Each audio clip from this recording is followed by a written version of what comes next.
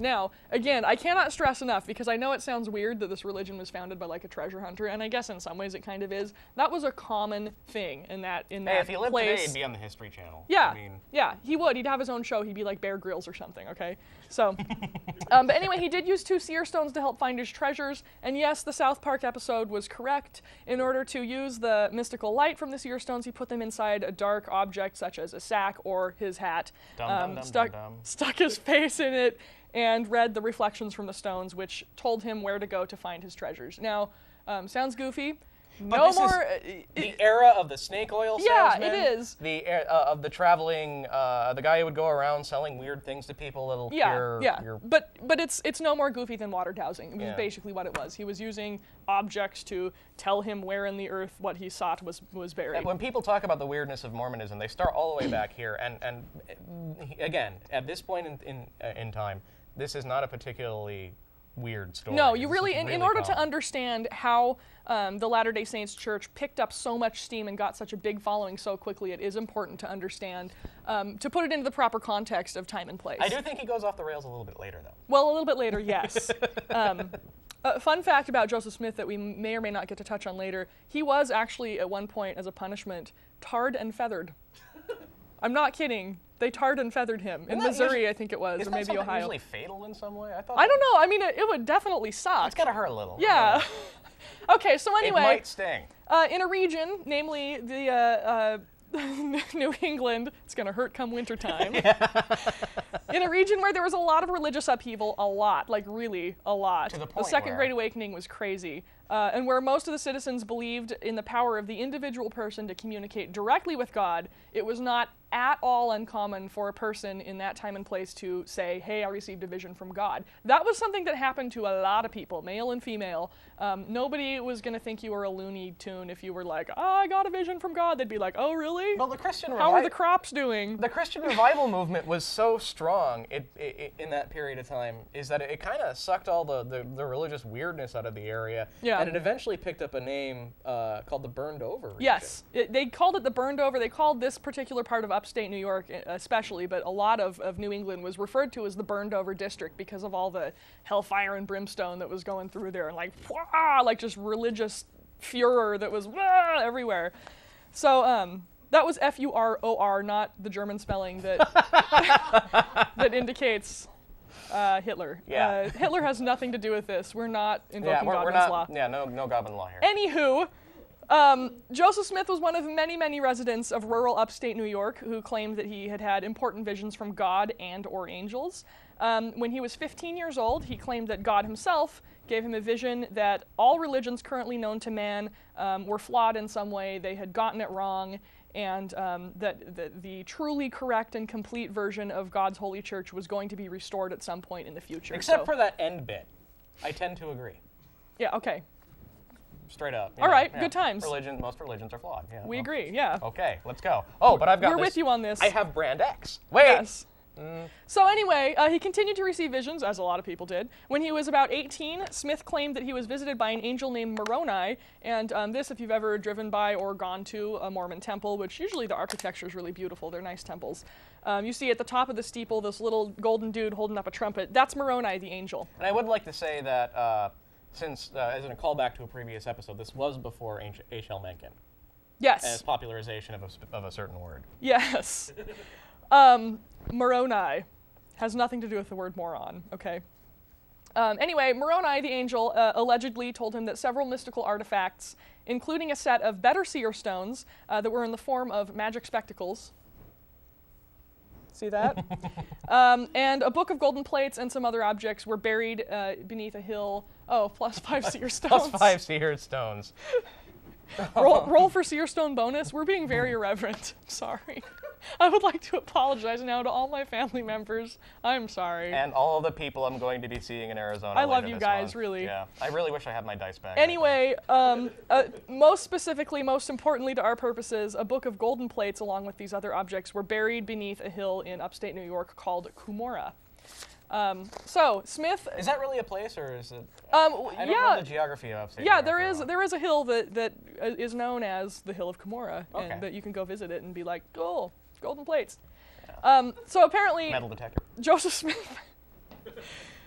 Joseph Smith made several attempts to remove the plates from the hill and the other treasures as well over the course of about 4 years, but claims he was prevented by Moroni because he hadn't met certain specific religious tests yet, one of which was to get married. I won't go into that. It's long and convoluted and has things to do with Hermeticism, etc.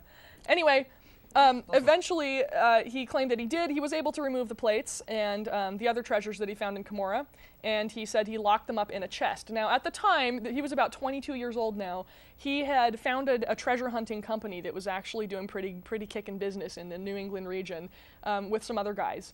And because they were business partners, and Joseph Smith started saying, hey, I found these golden plates and these magic glasses and all this other great stuff, I've got them locked up in a chest, his business partners started to say, well, wait a minute, we're entitled to a cut of that because we're partners. That's some serious money. Right, Yeah. and now, for some reason, I'm not saying that the golden plates and the other treasure didn't exist, but for some reason, Joseph Smith was reluctant to present them to his business partners. I believe he likely used the defense that, well, they're holy and sacred and nobody else can see them.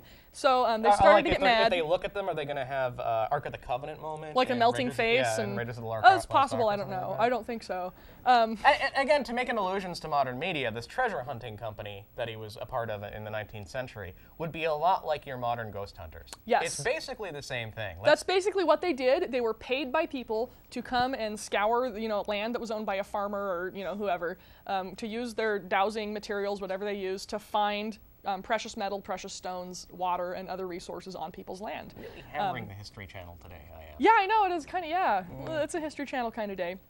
Anyway, Joseph Smith didn't want to produce his treasure and share it with his business partner, so he took off to Pennsylvania with his wife. While he was there, he began working on a translation of the golden plates he recovered from a language he called, he claimed that the plates were written in a language called Reformed Egyptian, and he was translating that into a book. In the Voice of Egypt, it's like the stripped down Egyptian so that people worldwide can understand it. It's got, is that how it works? Or possibly. Sort of like simple English? I'm not really sure. Okay.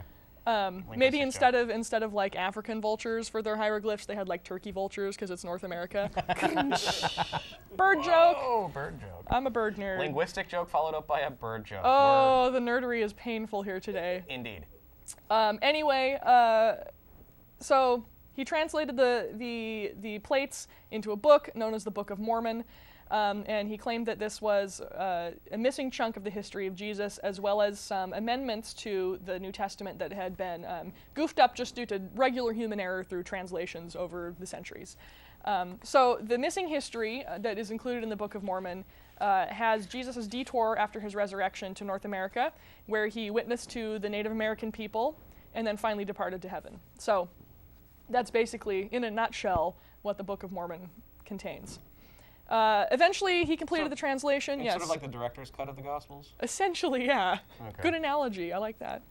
So eventually, he completed the translation in 1830, and very shortly after that, because remember, we're dealing with the burned-over district where people are just like on fire for God, and they expect Jesus to come back. Yeah, right now. Sometimes literally on fire. It was a weird Sometimes time. it was a really weird time, and worth studying. If you're a history buff, read about the burned-over district and the Second Great Awakening. Yeah, we kind of glossed really over cool. this a little bit, but apparently he came to.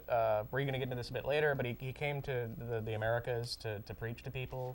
Jesus, you mean? Yeah, Jesus. And apparently there were Israelites in well, okay, it's kind of long and convoluted, but basically the Native Americans were from the tribes of Israel. They came over from Israel on a boat named Bountiful, I believe was the name of the boat, and they all set up shop here. And that's like a pretty standard 19th century boat name, the Bountiful. I know. And like, people riding a boat across the Atlantic during that time period. It seems a little improbable to me. Well, there's some evidence that did happen on a couple of occasions, but it wasn't the kind of thing you're like, hey, family, let's get on the boat and go. So right. You left with 10 people, you arrived with 2. Right, exactly. Sort of so anyway, according to the Book of Mormon, the Native Americans are descendants of the tribes of Israel, and it's long to go into. They have a whole branch of, I had a conversation with somebody about this when I lived in Arizona, is that they actually have a whole branch of archaeology called Mormon archaeology. Probably. I've heard about this, and apparently they've got journals and they publish, and it's peer-reviewed and stuff like that.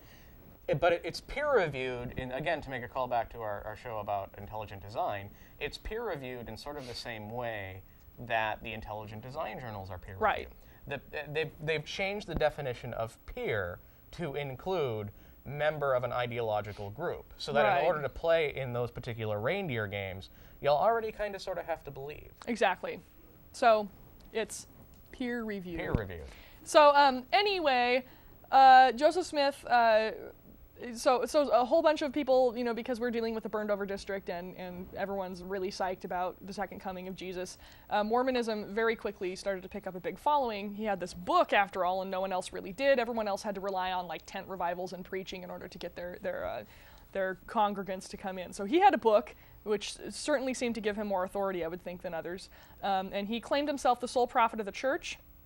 And he probably, my guess is after reading a few history books, he probably claimed himself the sole prophet of the church in response to what some other early male members of the church were doing. They were claiming to have made some had some good revelations from God too. So he kind of said, I'm the sole prophet.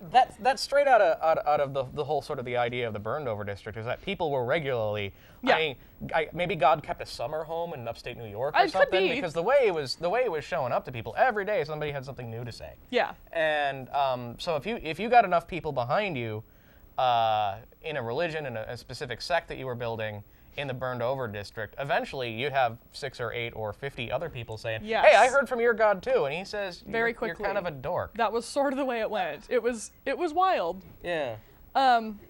So anyway, as other members of this brand new Church of Jesus Christ of Latter-day Saints, actually had a different name before that, but I can't remember what it is. It was something unified, whatever.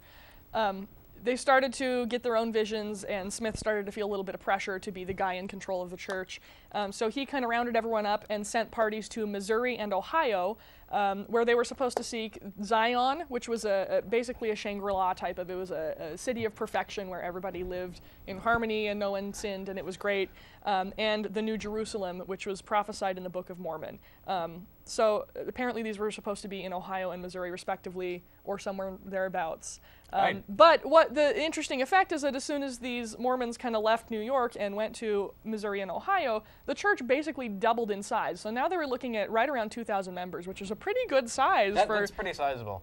And not surprisingly, people who made Missouri and Ohio their homes before the Mormons showed up were kind of concerned by this influx of what they perceived to be religious zealots with these weird beliefs that they kind of brought over from the burned over district, where it was much more common to be all hellfire and brimstone and Jesus is coming right now, and that was not as much a part of the culture in these farming communities where the Mormons kind of took off to. That did become part of the Midwest culture, but it became part of the Midwest culture about 75 to 80 years later. It took a little while before it kind of took root there, and up until then they were just farmers doing their thing and going to church on Sundays and not thinking too much else about it. So the Mormons were a bit of a shock. There were some backlashes against them. There was mob violence in these small communities against Mormons. There is some evidence that the violence was a little bit two-way. Oh yeah, When you have stories like that, there's always one side has their side, the other side has their side. We're going after the Mormons because they raided somebody or whatever, took somebody's land or stole sheep or whatever. Oh yes, the Mormon people, the settlers were told to patiently bear the attacks up until the 4th attack, and then they would be able to attack back. Yeah. So they waited until they got jumped like 4 times, and then they had like a Mormon mob and went after the Ohio farmers or whatever. I mean, it was kind of madness. So eventually, that's a high school gang waiting to happen. Yeah, exactly. So soon the Mormons were persecuted enough that they started to break into these little factions within the church. And they would argue about points of scripture.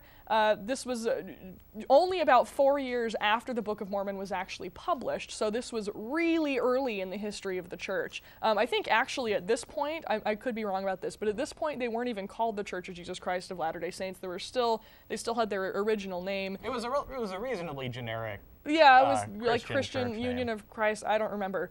But anyway, the arguing among the factions became such a major crisis that Smith had to write another book, which he called The Doctrine and Covenants. And it altered some of his previous revelations from God from the Book of Mormon and reflected changes in theology in accordance with what was going on in Ohio and Missouri in these communities where they had settled and experienced violence.